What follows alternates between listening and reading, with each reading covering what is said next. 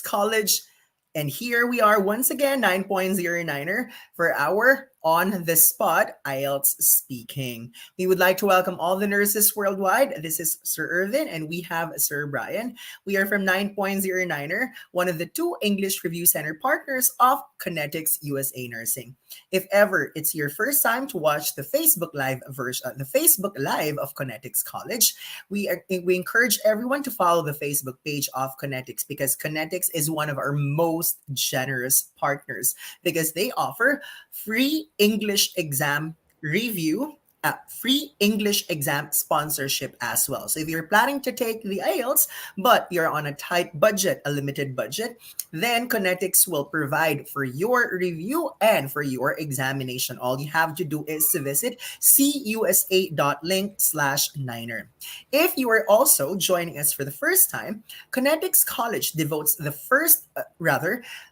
Monday of each week to focus on NCLEX and the required English exams needed for your US visa screen application. So first Monday and third Monday of the month is the turn of the NCLEX Review Center partners of Connetics to talk about NCLEX, especially NGN, new generation and next generation NCLEX. But second Monday of the month and fourth Monday of the month, this is when 9.09er and Swoosh English talk about the four components in all high-stakes English exams, namely namely listening, reading, writing, and speaking. For the longest time, we've been doing reading and writing. That's why we want to come up with something different for tonight, and that's speaking. So, Sir Brian, will you please give our live audience an idea? What are the various English examinations that are accepted if they want to work in the United States as a registered nurse? Thank you. Of course, we are talking about some of the most popular English examinations around the world, and probably the most recognized English examination for US visa applications is none other than the IELTS. IELTS is by far the most prominent English examination in the entire universe because you can use it for just about any purpose, and almost all, if not all, states in the US actually accept the IELTS. If you're looking for an alternative, the OET and also the PTE are now accepted for visa screen purposes. But again, my advice for you guys is to make sure that you inquire first with your board of nursing or your state because sometimes it's accepted for visa screen purposes, but not so for your nursing registration. So you might be surprised to find out that after taking this examination, for example, it's accepted for visa screen, but you're ineligible to apply for a license in your chosen state. So you'll have to take the IELTS afterwards just because your state doesn't accept it. So again, confirm it with your case managers and also verify with your state board of nursing. Thank you, Sir Brian. So, guys, you have heard that before it was just IELTS, but now you have an option of taking other English exams like OET or PTE. So, before we move on to the speaking subtest, let's take a look at the comments of our live viewers because apparently now we have 126 live viewers on Facebook. Please let us know your preferred English exam. Like, do you prefer to take IELTS? Do you prefer to take OET? Do you prefer to take PTE? So that if we have some undecided lads for tonight, what Sir Brian and I are going to do is to compare these high stakes English exams, like the relative merits. What are the advantages of IELTS over OET and PTE? What are the advantages of OET over IELTS and PTE? And what are the advantages of PTE over IELTS and OET? Yes, there are other English examinations that are also accepted. It's just that 1 year after CGFNS changed their policy, the top three most popular exams are IELTS, OET, and PTE. That's why you'll notice that we're only focusing on them. So now it's time to interact with our 136 live viewers on Facebook. Omolade Cadejo is taking IELTS. Alvin J. Barosa from Naga, Camarines Sur. I met him when he attended the face-to-face event in Naga, Kamsur. Alvin right here is taking the IELTS. Howard is also taking IELTS. Mercy Arnell Nathaniel arms, all of them are taking IELTS. But maybe some of you are wondering basically what is IELTS, what is OET, what is PTE speaking. So, Sir Brian here took PTE speaking. Okay, Sir Brian is also a nurse. That's why he was able to take OET or eligible to take OET. Well, I am not a nurse, so that means to say I do not want to take OET because some of the topics there are not familiar to me since I'm not in the medical field. But because I took my IELTS twice, one academic version, one general training version, one with British Council, and one with IDP, I can confidently describe my IELTS speaking experience. So I want everyone to visualize that IELTS speaking is not a formal interview. You are not you are not applying for a job. Remember that. You are not in court interviewed by a lawyer, or you're not called by the high school principal because you were caught cutting classes. That's not how you're supposed to visualize IELTS speaking. But how are you going to treat IELTS speaking? Imagine you're having fun with your best friend. When you are with your best friend, you're not afraid, you're not nervous, you're not suffocated because you feel that you're not being assessed.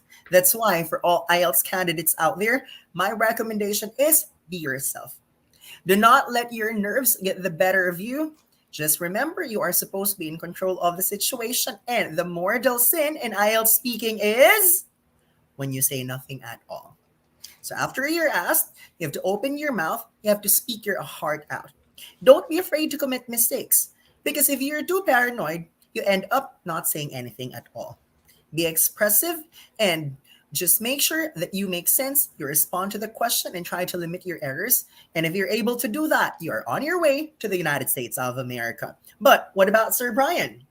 Since Sir Brian is a nurse, he's familiar with OET. And Sir Brian also took PTE. So, Sir Brian, will you please give our live viewers an idea of OET speaking and PTE speaking? Let's talk about OET first. It's a little different from the IELTS, which is a normal or casual interview. It's going to be a role play that you're going to have. There are going to be a couple of role plays in your test.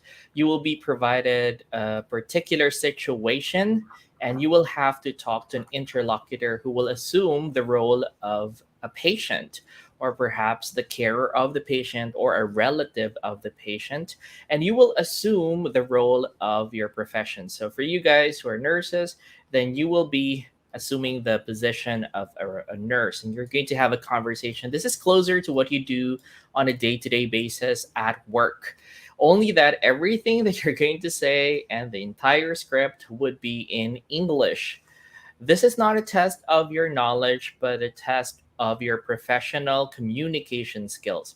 If you're able to communicate effectively with your interlocutor, even if you're not really talking about the condition in a very accurate manner, you still can get a good score, because at the end of the day, this is an English exam. Now, on the contrary, PTE is a computer delivered English examination with absolutely no human intervention. Everything that you're going to be saying to the computer will just be recorded, and the AI, or artificial intelligence system of PTE, is the one to give you a score. This is um to some candidates a little challenging, because the differences for IELTS and OET, it's going to be more of a face-to-face or Zoom interaction in which there's only a couple of people inside, you and your examiner. But when it comes to PTE, there might be 10 or even more candidates inside the room, and you're all talking at the same time. So if you're the kind of person who gets easily distracted, or you cannot concentrate when you're hearing a lot of background noises, or you have a very weak voice that your seatmate might actually overpower your voice, then that can be extremely detrimental to your performance for PTE. You will be recording answers, providing responses, and basically just following instructions in your speaking test. You will be recording everything, and then you get your test results, which are issued to you after just maybe 24 hours to 5 days max. So I think those are the differences between your IELTS, OET, and PT. Thank you for that, Sir Brian. Now let's ask the nurses who are watching this Facebook Live session because now there are more than 100 Facebook Live viewers of the four subtests: listening, reading, writing, and speaking. Which subtest do you think is the most important in your US visa application? So, ladies and gentlemen, you are 25% correct already because you only have four options, right? Listening, reading, writing, speaking. So will you please tell me now which subtest is the most important in US visa application? Kindly use the comments section. Okay. The first response from Howard, it's speaking. But what about the others? Will the others let us know which one do you think is the most important subtest? For Nathaniel, it's also speaking. And Christine, it's also speaking. I'd like to say that this is the case, especially for IELTS and OET. Why? That's because for IELTS, all you need is a 7 in speaking and 6.5 overall band score. So, what's the good news if you're a nurse or medical technologist going to the United States of America? Whatever grade you get for listening, reading, writing does not matter, except if you're going to specific states like Maryland, because Maryland requires 6 in all components. But for most of the other states in the United States of America, even if you get 5, even if you get 5.5 in listening, reading, or writing, you can still go to the US of A. For OET, though, there is no such thing as overall band score. That's why for OET, there is a required grade for listening, reading, writing, and speaking. But what's the requirement for listening, reading, and writing? It's 300 or C plus. For speaking, which is the most important subtest for both IELTS and OET, it's B or 350. But notice that PTE is unique in a sense that it's the only English examination that if you're going to take this, CGFNS will require you to get an overall grade and a minimum grade for each of the four components. So, Sir Brian mentioned earlier that for PTE, you don't talk to a human being, you only talk to a computer. Now, let's see if you are comfortable with the types of questions in PTE, knowing that there are 14 other people inside the computer lab talking with you all at the same time.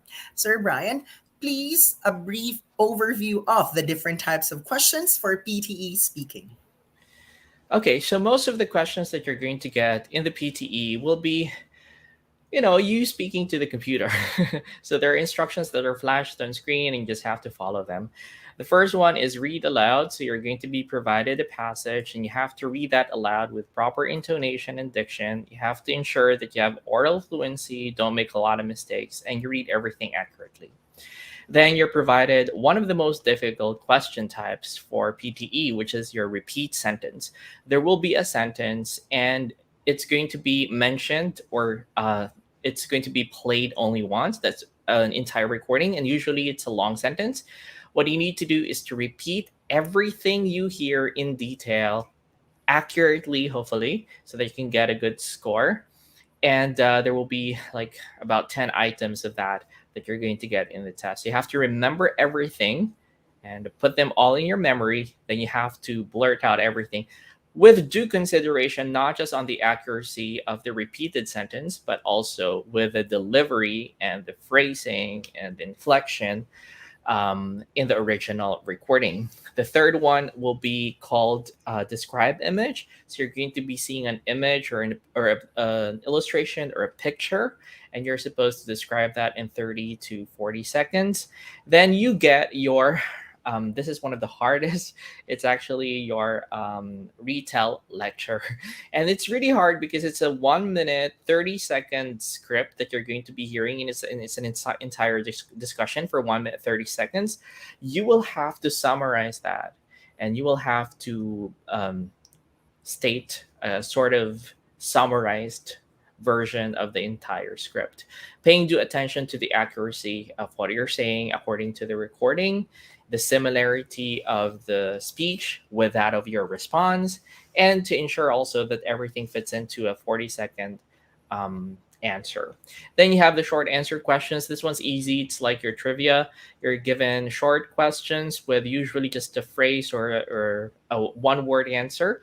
And when you're asked that question, you just have to blurt out the answer, and that's good. One of the struggles is that you lose your concentration midway, so you really have to pay attention and you have to have a very strong concentration because there are a lot of people talking and it can be very competitive inside the room, so you have to always stay on top. Thank you, Sir Brian. Guys, you heard Sir Brian talk about the different types of questions for PTE. Now, I'm a member of various groups on Facebook, and I've noticed that there are a lot of people asking, can we use templates in any English proficiency exam like IELTS, OET, or PTE? Now, I'm going to ask Sir Brian, what is your opinion of candidates or examinees using templates in IELTS speaking, OET speaking, and PTE speaking? And why are we arriving at this point? That's because later we are going to perform just the way it's done in the actual examination, how to respond to IELTS actual questions without any script, without any template, just speaking our heart out, opening our mouth, and being ourselves. I'd like to encourage the live attendees to ask questions because you are a participant here. You're not just a viewer. We need you to interact with us. So if you have any question regarding the discussion, the topic for tonight is on the spot IELTS speaking. Use the comment section and we'll look at these questions and comments and we'll answer them for you. So, Sir Brian, I'll repeat my question. What do you think of the use of templates in IELTS speaking, OET speaking, and PTE speaking? In any English examination, templates are not suggested, not encouraged, not recommended, because in any English exam, be it IELTS, OET, or PTE, if you use templates, then you get automatic penalties. For IELTS, for example, when you blurt out something that has been memorized early on, that will sound very unnatural, number one. And secondly, it will sound as if you've prepared for it ahead of time. It's not something that you just thought of right then and there on the spot. And it's not going to be spontaneous. It's going to definitely impact your fluency. And you're also going to get deductions for vocabulary because all of the words that you're saying are just lifted from somewhere else, or you read it somewhere, or probably it's not from you. So definitely it's a big no-no in the IELTS. In the OET as well, according to experts of the OET, you shouldn't be using templated speech or templated sentences in your occupational English test because your examiners are trained to spot them. So whenever they hear these kinds of templated sentences and they don't fit the sentence construction pattern or perhaps the message that you're trying to convey, you automatically get deductions for that as well. So you try to avoid using templated sentences for OET and for IELTS. Now, a lot of people are saying, okay, so when I take the PTE, then probably because it's a computer that's going to assess me, I can use these templates. But according to the PTE, this is also not the recommended practice, not only because it's going to confuse you in the test when you're provided a different kind of stimulus. It is also the case that the computer is learning. You know, AI is very intelligent, and from your responses, it gets to learn. So as the years go by, these templates are slowly but surely getting detected by the computer no matter how many times you try to revise them. And if the computer notices a certain template to be used commonly during the exam, then you get markdowns for using them in your actual test.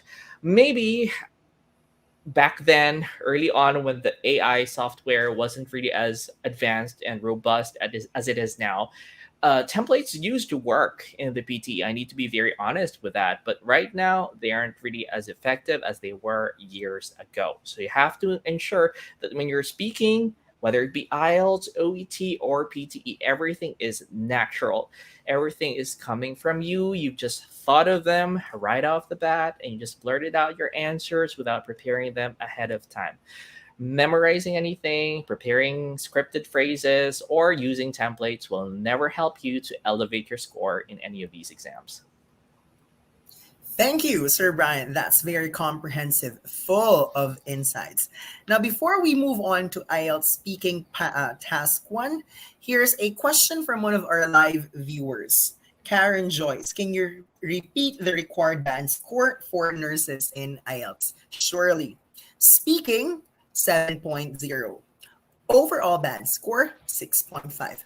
Regardless of your grade in listening, reading, and writing, as most states in America do not require a particular band score in listening, reading, and writing, with the exception of Maryland, because Maryland requires at least six in all of the components. Now, for OET, just in case you're wondering, speaking must be B or 350. Listening, reading, and writing must be C plus or 300. But because OET does not have any overall band score, then you don't have to think of that anymore. Now, for PTE, it must be 55 overall and 50 for each of the four components. But September 1, I cannot forget that day because we were on Connetics Facebook Live. That's Onwards and Upwards show on a Friday. And one of the guest speakers was actually a representative of CGFNS, and he said that expect changes soon for the requirement of PTE, knowing that it's not at par with the required band scores for IELTS and OET. IELTS and OET band scores are roughly the same, but for PTE, it's not. That's why a proposition of the stakeholders in the USA, especially the hospitals and employers, they want an increase in the required band score for PTE. So expect that these changes are going to take effect soon. How soon? We'll never know because we'll just have to wait for the announcement from CGFNS. But this is a recent development. So we are just waiting for the official announcement coming from CGFNS when this will be implemented and what's the new required band scores for PTE. But for now, let's take you guys to the three tasks of IELTS. There is IELTS speaking task one, which we call the personal round or the introduction, followed by IELTS speaking task two, known as the speech, where on your own, you're going to talk for about 1 to 2 minutes. And task three, known as the follow-up round, where the examiner is going to ask you follow-up questions based on your responses for task two. Now, this is what we're going to do, guys. First part, I'll be the examiner, and then Sir Brian will be the examinee. I'll ask him 3 task 1 questions. But why task 3? That's because in the actual examination, for task 1, there are 3 topics of 3 questions each. So that means to say a total of 9 questions for task 1 alone. And that's for 5 minutes. And notice that for task 1, there is no preparation time. Like right after you were asked, you have to open your mouth and start talking. And please do not expect to finish your responses because from time to time, the examiners need to butt in because they are required to ask 9 questions in just 5 minutes. So most likely, the examiner will only allow you to talk for about 30 seconds per question. So after I ask Sir Brian, we'll discuss. We give comments, then we'll take turns. He becomes the examiner, then I become the examinee. And after task 1, we move on to task 2, then we move on to task 3. Then we want to engage with our audience. So now we have 110 live viewers on Facebook. Are you ready for Sir Brian and Sir Irvin's on the spot IELTS speaking? Show us some love. Use the hearts reaction. Let us know if you are ready for our on the spot speaking.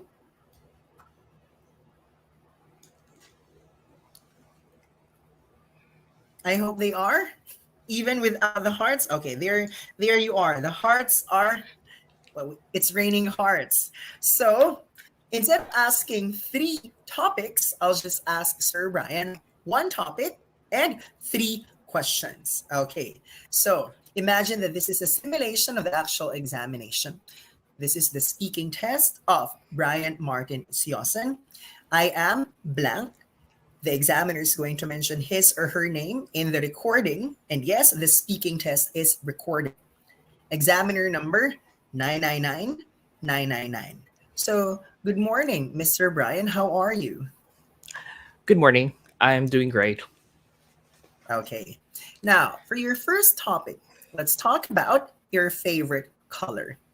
Tell me something about your favorite color. Well, I believe that Colors really represent people's personality. And for me, the best color I can think of is white. It's because it represents purity, kindness, and serenity. And I believe I embody most of these attributes as a person. And I also love white because it looks good on me. Whenever I wear white, I usually get compliments from people around me. And this is precisely the reason that the entire interior of my apartment right now is colored white. I just love going back home after a day's work, after all of the stress I get from working every day. I'm just looking at the walls, and it makes me feel very relieved of all of the stress I get from working every day. Okay, and speaking of white, what do you think of people who love plenty of colors inside their bedroom as opposed to you who prefers to see white? What do you think of people who prefers a lot of colors in their bedroom? I believe these people have a more kind of joyous personality, and they really want to express their personality through the colors that they have in their walls. There's nothing wrong with it because people have their own ways of expressing themselves, and using colors in their rooms actually create a bright atmosphere. It might not be as relaxing as a white environment, but if they have a lot of colors in their room, it's just so happy, joyous, and also very cozy, I guess, for a lot of people. Color is a part of the lives of humans. Now, you've mentioned that white is your favorite color. So, how are you going to describe the color white to a blind person? It is very difficult to describe colors to a blind person, especially if they have never been able to see anything before. But for blind people who have their senses, I can probably attribute this to what they feel around them. So, probably if they feel holy, or if they feel that they're very spiritual or meditative at a particular point in their lives, I can say that the color that they're probably seeing at that time is white. I can also attribute this to a lot of other experiences that they have had in their lives. So if they had a moment of awakening, or if they have actually enjoyed something, they're very jubilant or very happy or triumphant, I can say that they're also seeing the color white.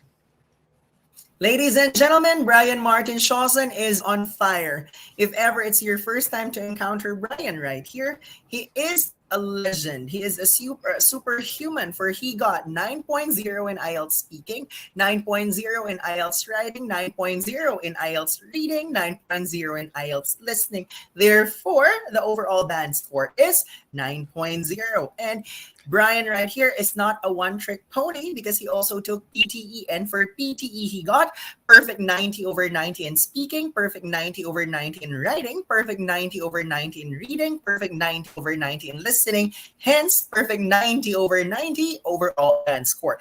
Now, before I answer the questions of examiner Brian, let's take a look at the comments of the live audience. What do you think of the performance of Sir Brian? That's how task one is like in the actual examination.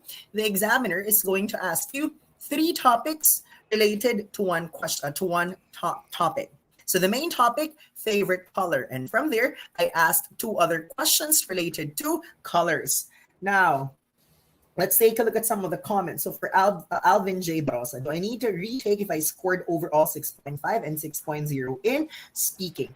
Yes, if you're going to other states in America, they need a 7 in speaking. But if you're going to Maryland, if I'm not mistaken, recently, Maryland announced that a 6.0 in speaking is fine. Now, I do not pretend to be an immigration lawyer or I'm not a visa consultant. That's why it's best to communicate with Connetics because they know better. So for please make sure to send an email to Connetics or you can use the cusa.link/Niner and upload a copy of your resume or curriculum vitae and expect a call or email from Connetics in the next few days. Romel, if they detected that you're using a template, what will the grounds? Are they automatically going to fail you or they will interrupt you during the exam? Remember, there is no interruption in PTE because there is no human intervention. You'll just be shocked when the results are out. I think this is lower than I expected. Oh, for sure, it's lower because you did not come up with a response, you merely use a template, something that's memorized beforehand. And something like that is easily recognizable. Therefore, just go on with your templates, but do not be shocked or surprised when you get to see a lower mark, maybe because of the templates that you've been using. Okay, Christelle, so nice and spontaneous. I love it. Karen Joyce, OMG. Hazel, wow. Christine, emojis, clap, clap, clap. Michelle, clap, clap, clap, emojis. As Zir talks, wow, just super wow.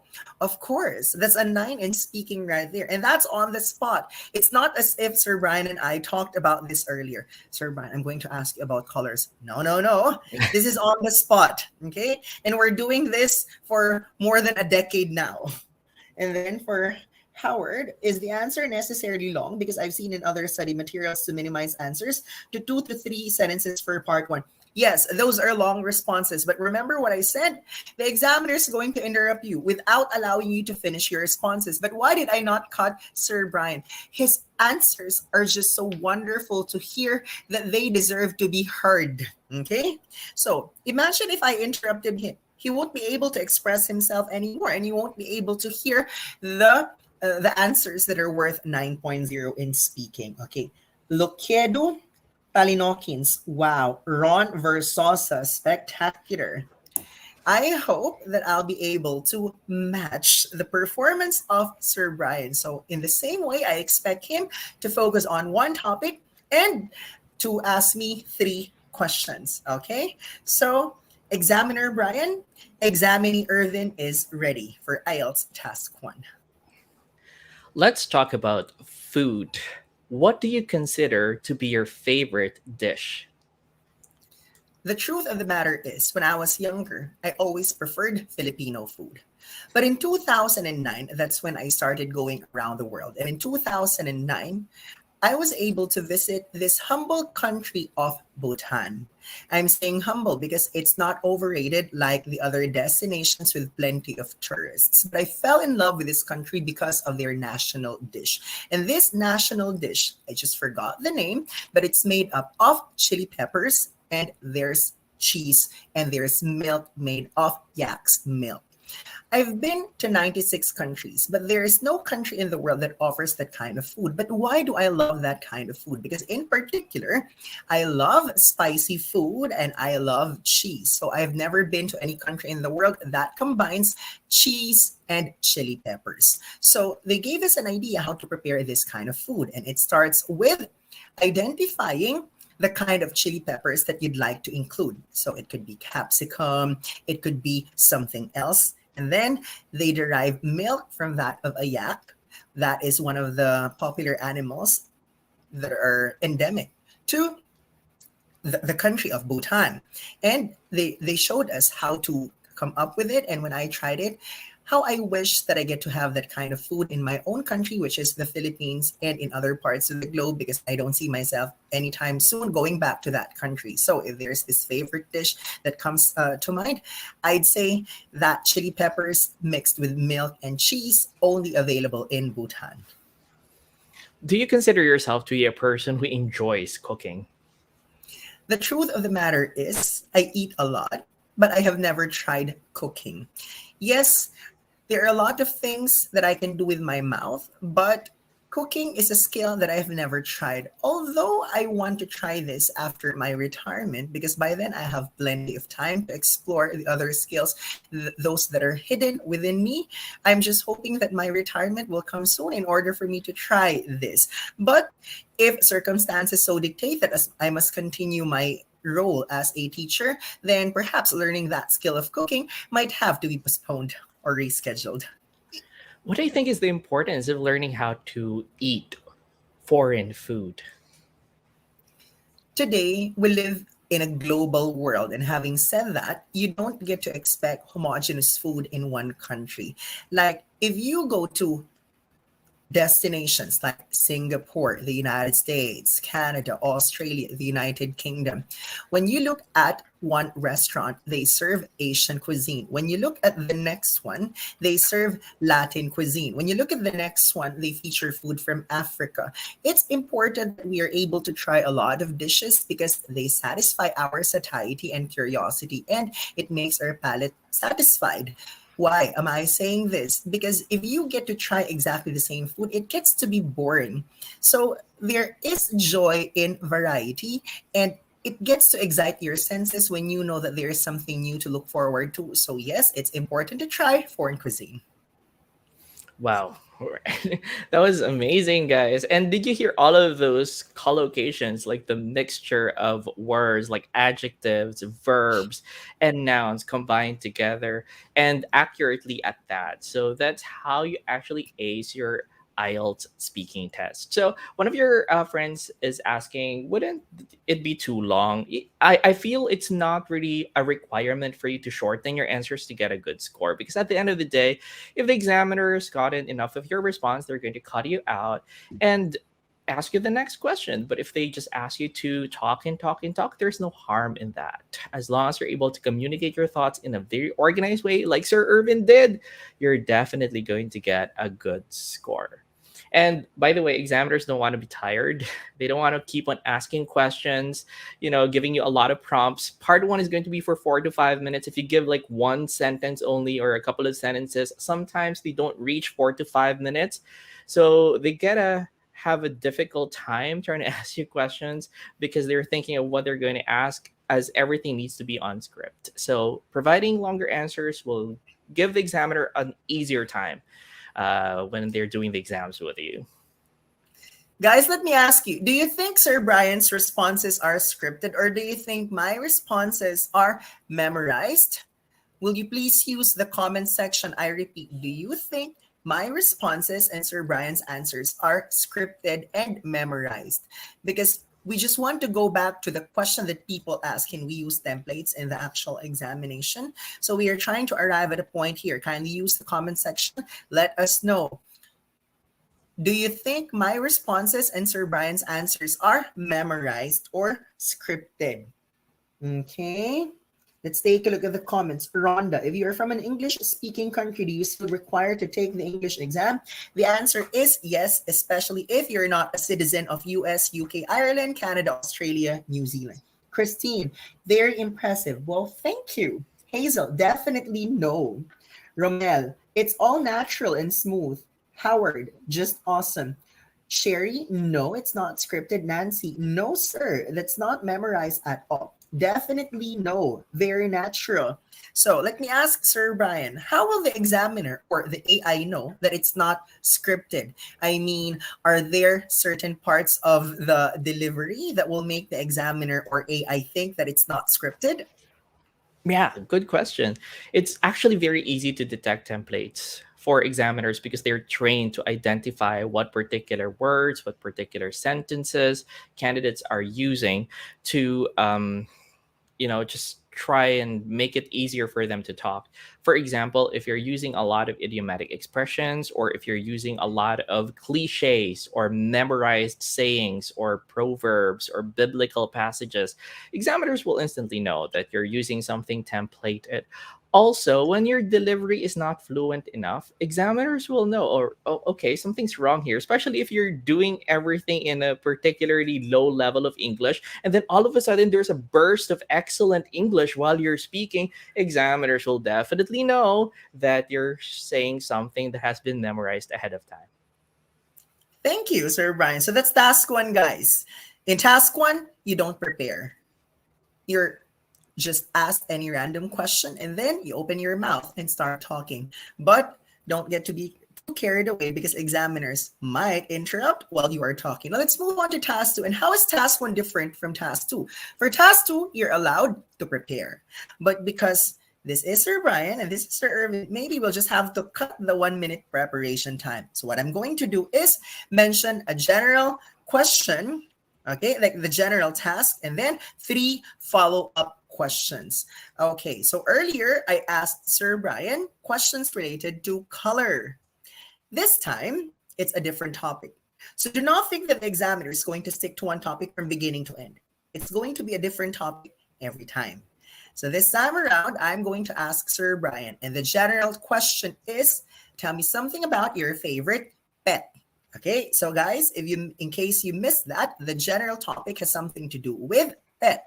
But there are three guide questions that Sir Brian can use to make his response longer. Like one, when did you start taking care of that pet? Okay. Number two, what are the disadvantages and disadvantages of taking care of that pet? And number three, given the chance, which other kind of animal would you like to have as a pet at home? In the actual examination, the examiner is going to give you a sheet of paper. You can use this as your scratch paper or as a guide while you're talking later on. So from time to time, you're allowed to look at your notes and respond to the examiner. Again, in the actual exam, you have 1 minute to prepare. But because this is Sir Ryan, I am sure he can share his thoughts about his favorite pet. When did he start taking care of this pet? What are the advantages and disadvantages of taking care of this particular animal? And number three, given the chance, which other kinds of animals would he like to take care as a pet in the future? Okay, Sir Brian, are you ready to talk about your favorite pet? Surely, sir. All Okay, right. 1 to 2 minutes, start. Okay, so I have actually had plenty of pets growing up, but the only pet that I have been very happy about taking care of are cats. In fact, I used to own just one cat. I took care of this one cat about maybe 3 or 4 years ago. But from one cat, now the household has more cats than humans. In fact, there are four cats in my entire apartment, and there's just one person living in it right now. So we are actually overpopulated here with animals because there's so many cats inside the house. I have four cats. The first one is a cat that I adopted here from the Philippines. And because that cat had a very distinct personality, and she was really very interesting to look at, and she had a demeanor that is so different from other animals. I just fell in love with cats, and from then I acquired more cats. I now have three other cats, two females and one male cat. All of them are British short hair cats. I particularly love cats because they're very low maintenance compared to dogs. They don't require a lot of love, care, and attention, especially in my case because I'm a very busy and occupied person. I have a lot of responsibilities. I can just leave them at home and they wouldn't really rant about staying at home. They will actually be very happy and just sleeping the entire time, eating and then using their litter box every once in a while. But of course, just like with any animal that you have to take care of, there are struggles and also disadvantages in owning a pet. One of which is that it can be quite expensive. In fact, I spend more money on their food, their grooming, their veterinary service every single month than myself. They consume more food than I do, and the prices of their cat food can be so exorbitant that I need to shell out a lot of money every month for their care. But it's all worth it because I'm really happy and so relaxed just looking at my cats every day. When it comes to other animals that I would want to take care of in the future, apart from cats, I can only see myself taking care of cats right now. But probably if I had a bigger home, I would want to have an aquarium so I could see the fish, or maybe a fish pond or something like that, a koi pond, because it's also very relaxing to take care of fish. But unfortunately, since I'm taking care of cats, I don't think that's going to happen anytime soon because probably if I take care of fish, they're going to be all eaten alive by my cats. Ladies and gentlemen, that's task two. Now, let me proceed directly to task three because task three is the follow up round for whatever responses you have given in task two. So, expect that I'm going to ask 3 to 5 follow up questions related to animals, related to pets, related to cats. So, let me move on before I proceed to the comments of Sir Brian's performance. So, thank you, Mr. Sioson, for your task to response. Let's move on to task three, the two-way discussion. For your first question related to animals and pets, having mentioned that it's expensive to take care of cats. Do you think that pets in general are more of a liability than an asset? I believe that pets are important. And although there's a trade off because people will need to spend a lot of money when taking care of them, there are added benefits when taking care of pets, particularly because of their remarkable ability to communicate to humans and understand our needs. In particular, cats or dogs can feel when we are down or depressed, and they can provide for us companionship when required. So even if we need to splurge money and probably pamper our pets, we actually also get a lot of benefits from them that might actually also help us to relieve tension or stress or get ourselves into a very isolated situation, especially for those who are living alone. So I think it's worth it. You've mentioned earlier that you spend a lot of money in taking care of your pets, and sometimes you spend more on your pets than yourself. Apparently, there are a lot of hungry people all over the world. So, do you think it's unfair that some animals are getting more as compared to other humans who are victims of hunger and thirst? That is a very interesting question. And I actually really do believe that everyone, if they have the means to support other people, should be contributing to not only the sustenance of people who are hungry or who are in need, but taking care of pets and spending money on those animals is also a humanitarian kind of activity. So I think people should actually strike that perfect balance and always look into what people are actually really doing with the money that they're earning. We might actually see some people who are taking care of pets and splurging so much on them that we fail to recognize that these individuals might also be doing something in order to provide aid to people. Although I don't really talk about this a lot, I also contribute greatly to the benefit or for the benefit of a lot of other people. I support various charities that provide aid to victims of calamities, war, and disasters. And although people might not upfront ask me about these, I don't really want to share about them. And I just want to enjoy my life. At the end of the day, when we earn money, we have the sole right to spend our money where we want money to go, whether it is on pets or on other things. That is our choice and our decision because at the end of the day, we are the ones who worked really hard to earn that money. For your last question, now that we're talking about cats, pets, and animals, apparently animals and pets have plenty of rights now. But what do you think is still lacking? What do you think still needs to be done in order to take care of pets and protect their rights? I believe right now, one of the things that people need to pay attention to when it comes to animal rights will be legal protections, particularly on animal testing. Animals, in particular, have emotions, have feelings, and sometimes they're being used in the field of medical and cosmetic testing, and they're being subject to experiments that might cause or inflict pain or suffering. And so, probably what I need the government to do is to implement regulations to control this activity and provide alternatives to animal testing. Moreover, I believe right now people are actually addicted to taking care of exotic animals or wild animals.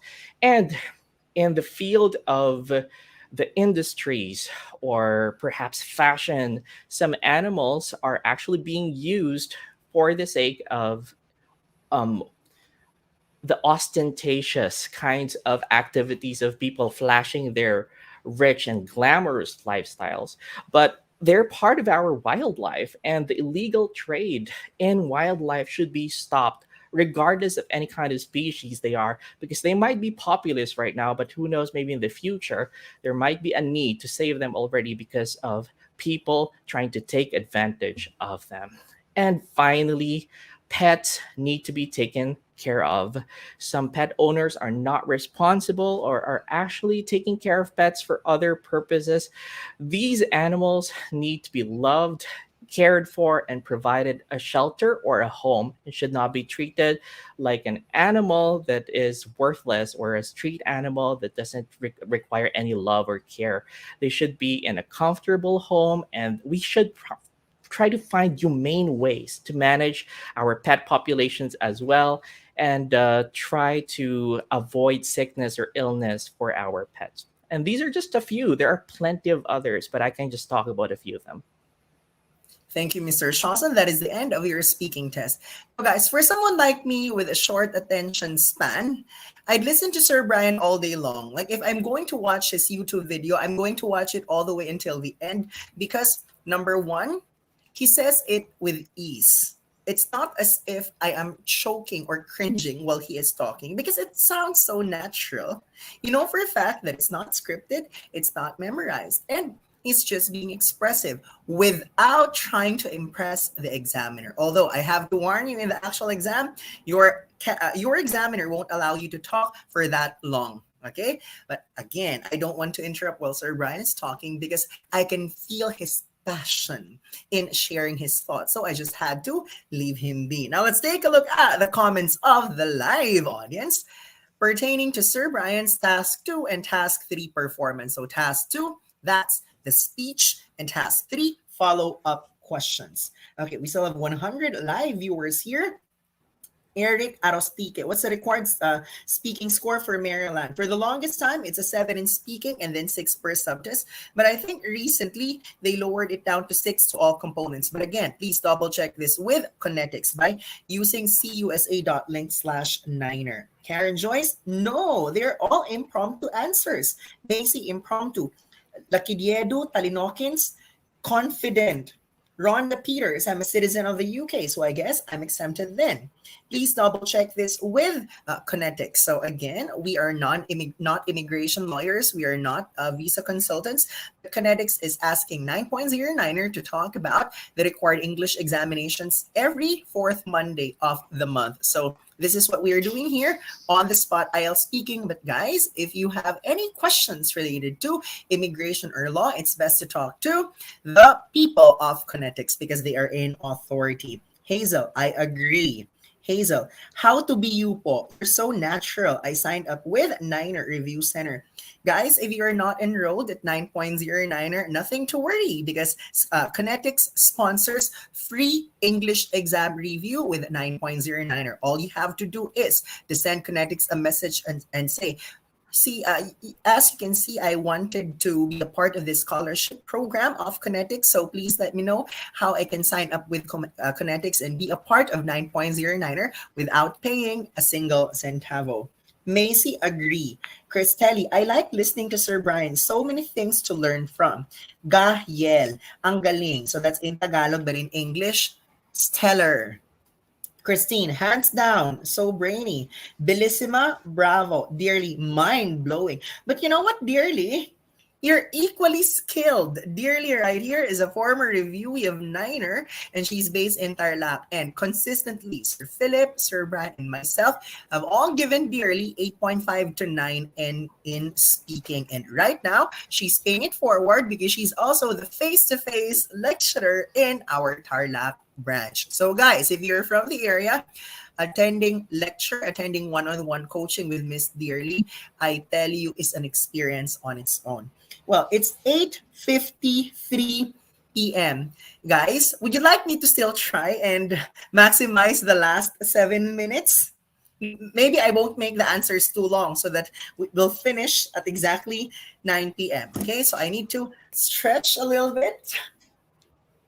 Okay, so perhaps, Sir Brian, take it away as I try to respond to a task 2 question and the follow-up questions for task 3. Okay, for your task 2 question, here's your task description. Talk about a city that you wish to visit in the future. Sub questions: where is the city located?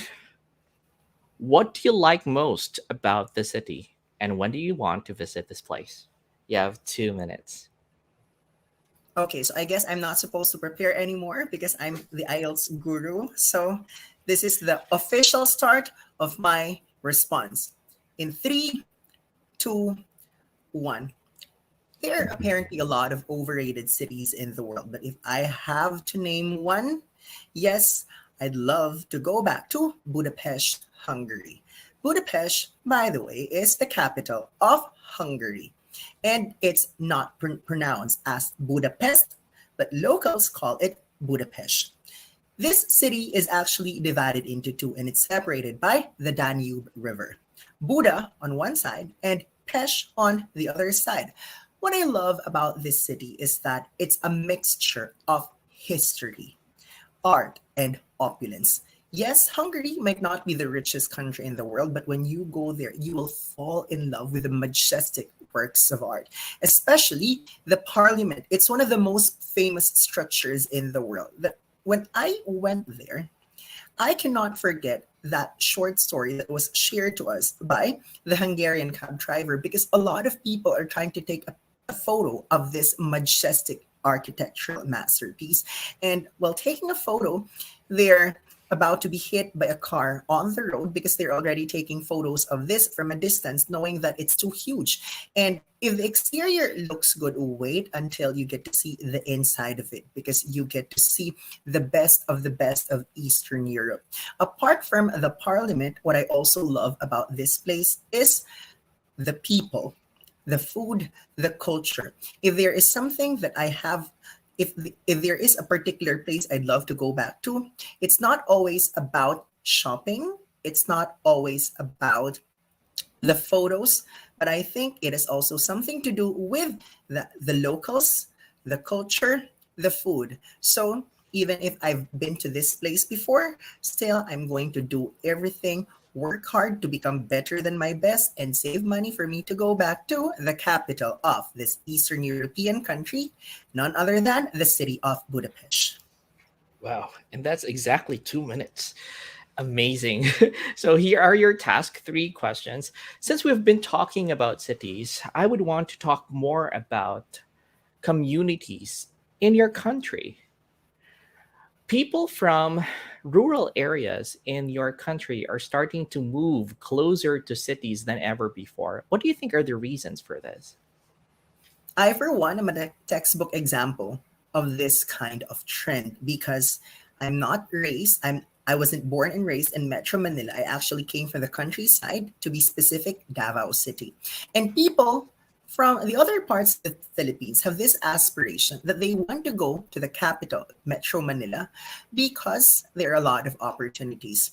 Yes, there are no guarantees that they are going to be affluent or their lives are going to be easier when they transfer to the metro. But come to think of it, there are a lot of opportunities that not available in the countryside. So these people will do everything, go through the eye of a needle, submit themselves to the rigors of heavy flow of traffic every single day, skyrocketing prices of food. But that's because they do not want to go back to the countryside because of limited opportunities. That's why I am pro federalism in the sense that it is best that each particular region will be given autonomy to come up with jobs, to come up with new industries, so that not everything is centralized in the capital because Metro Manila on its own is too populated.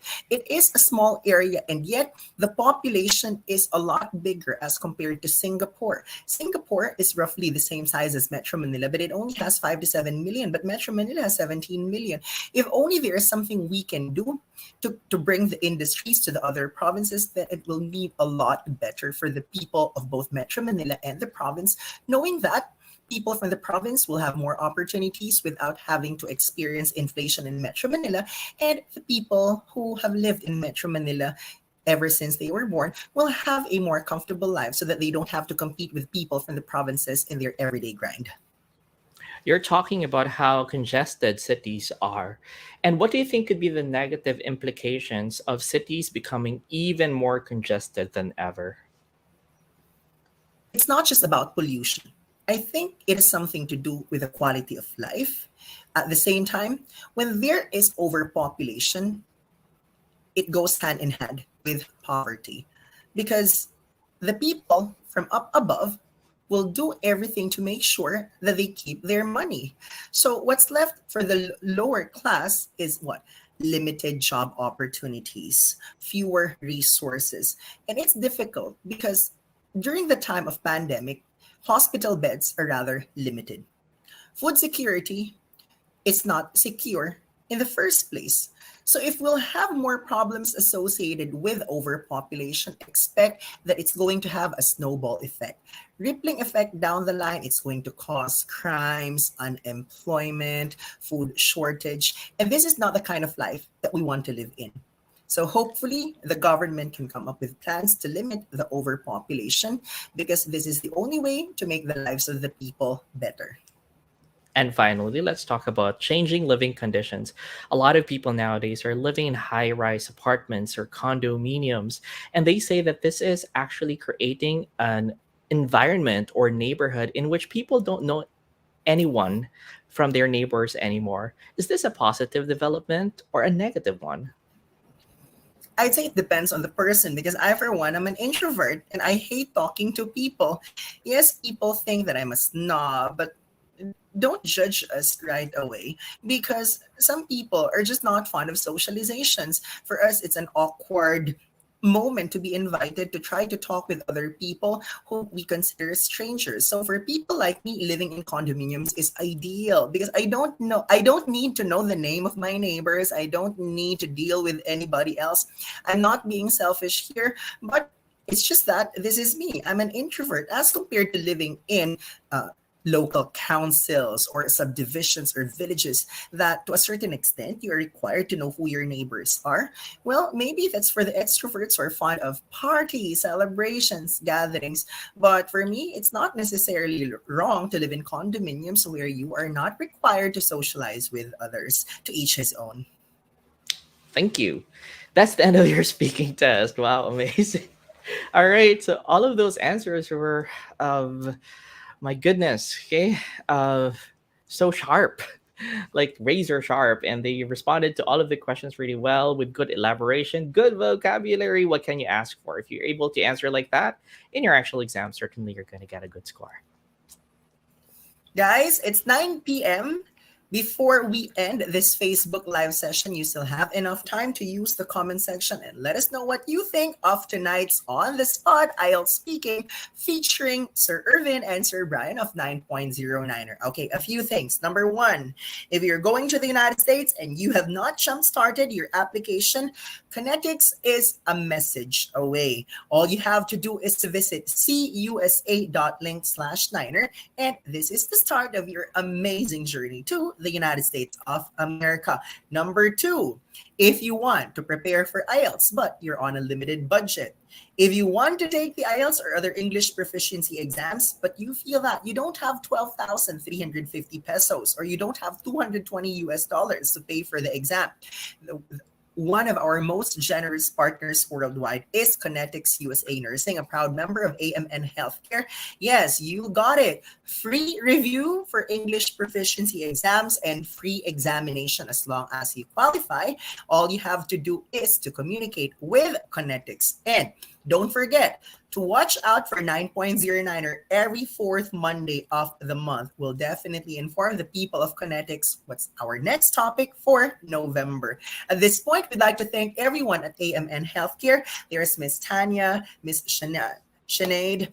Also, we'd like to thank Miss Jennifer, Miss Lashana, Miss Lisa, Sir Ed, Miss Milanes, everyone at Connetics for being such a good partner. We work beneficially. They send candidates to us. We promote Connetics to our reviewees. And rest assured that 9.09er and Connetics will do everything to help you reach your American dream. For now, we'd like to say thank you for your time and we look forward to our next Facebook Live session only here at Connetics College. Bye!